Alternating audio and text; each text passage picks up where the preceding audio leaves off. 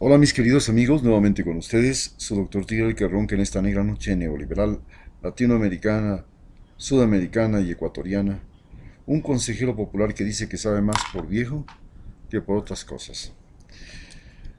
En términos generales, hoy día vamos a hablar acerca de la gran influencia que tienen todavía Chávez, Correa, Lula, Fernández y Evo Morales en Sudamérica. Y hablamos de esto porque Evo Morales se ha movido desde México a Cuba para hacerse un chequeo médico y ahora va a residir como refugiado en Argentina. La pregunta es, ¿qué puede hacer Evo Morales desde Argentina? Lo mismo que la pregunta es, ¿qué está haciendo Rafael Correa desde Bélgica? ¿Qué está haciendo Lula desde la cárcel? ¿Y qué está haciendo ahora Cristina Fernández y los dos Fernández en Argentina? Pero nos hace pensar también qué está haciendo Chávez desde su tumba. Esto es porque tenemos que entender claramente qué ha sido, cuáles son las condiciones que le permiten a estos seres humanos que se convirtieron en líderes de sus países y que tuvieron gobiernos exitosos seguir influyendo en Sudamérica, a pesar de que ya vemos que están lejos, están muertos, están en la cárcel, están desterrados, están refugiados, y sin embargo siguen siendo los hilos conductores de la vida en América del Sur, de la vida política en América del Sur. ¿Cómo sucede esto?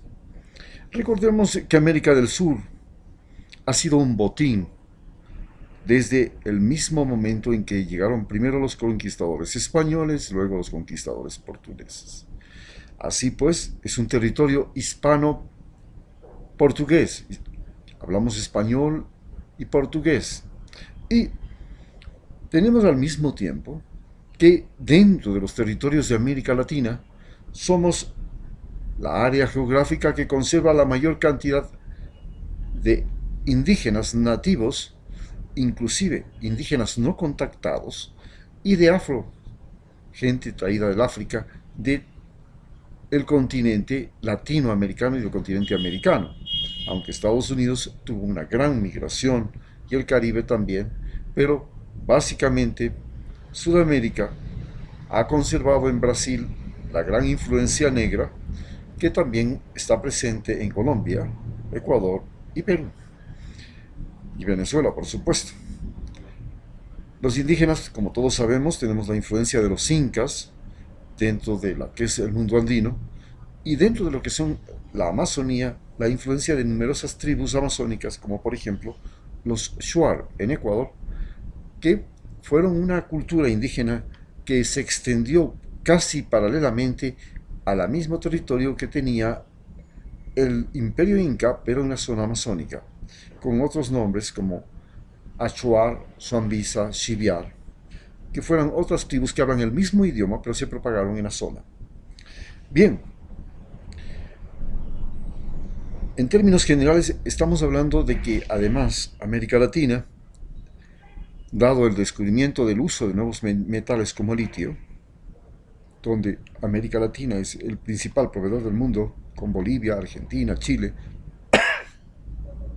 ya desde el mismo momento en que Pizarro llegó al Perú, nos convertimos en el mayor proveedor de oro del planeta Tierra y Perú sigue siendo el segundo mayor proveedor de oro del mundo, el primer proveedor de oro del mundo, y ahora lo va a seguir, lo comienza a seguir de cerca Ecuador. No se diga del cobre, ya sabemos que Chile es el mayor proveedor de cobre. Si hablamos de carne, pues Argentina. Si hablamos de madera, Brasil ha sido el mayor deforestador y el mayor proveedor de madera de, del mundo. Y de pesca, pues ahí tenemos a Chile y Perú. En fin, estamos hablando de que, por ejemplo, en petróleo, Venezuela fue el mayor exportador del mundo de petróleo hasta bastante avanzado del siglo XX. Esto nos hace ver que América Latina prácticamente ha sido un país, un continente botín.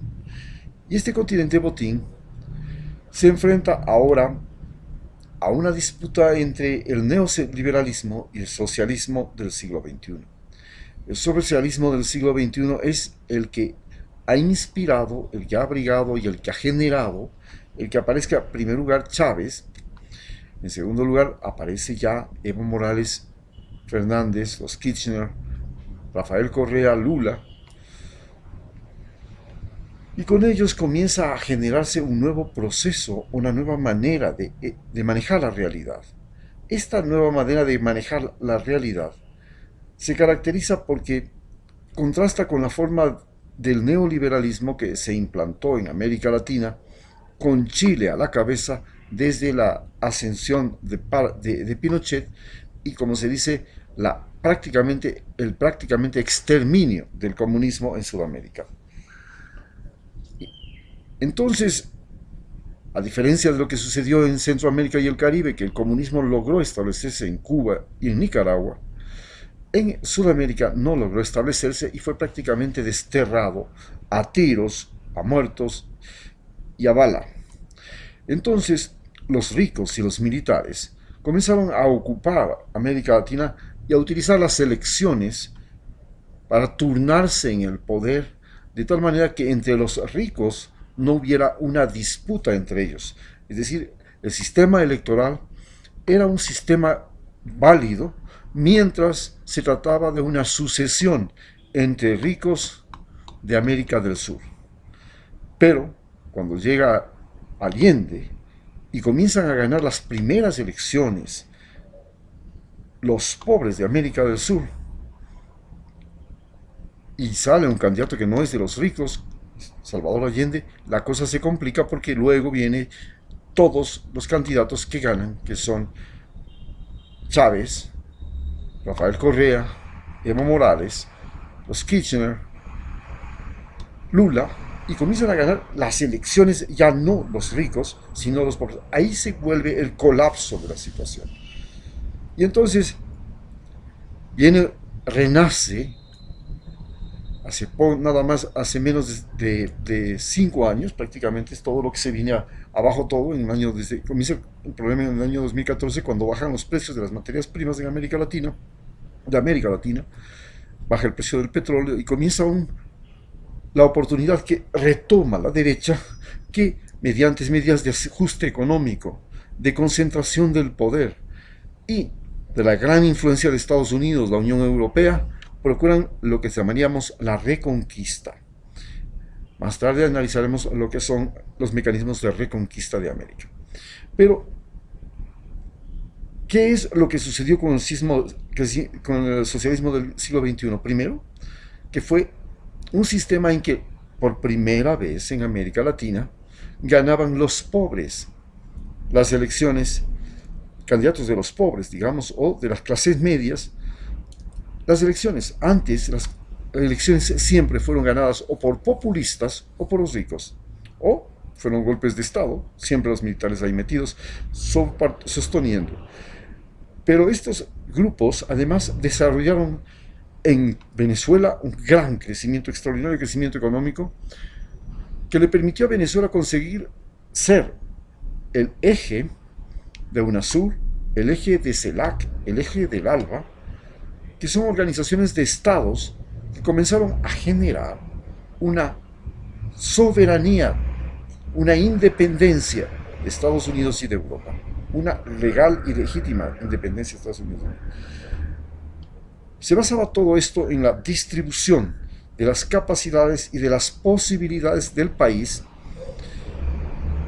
dando acceso a la población a trabajos, empleos, vías, electricidad, servicios, salud, educación, para lo cual su fundamento estaba en crear una gran inversión estatal que hacía hospitales, escuelas, carreteras, centrales hidroeléctricas, sistemas de internet, sistemas policiales, sistemas de seguridad, etcétera, etcétera. Claro, en todo este proceso hubo una gran influencia de Rusia y China. Por supuesto, a Estados Unidos y a Europa esto no les vino bien, porque tenían que distribuir los recursos de América del Sur, ya no entre Estados Unidos y Europa.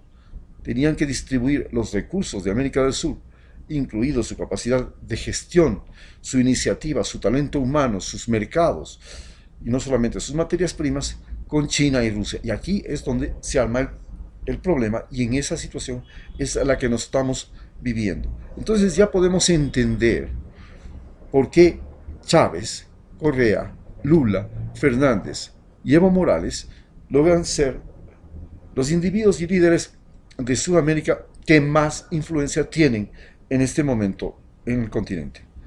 Muchas gracias.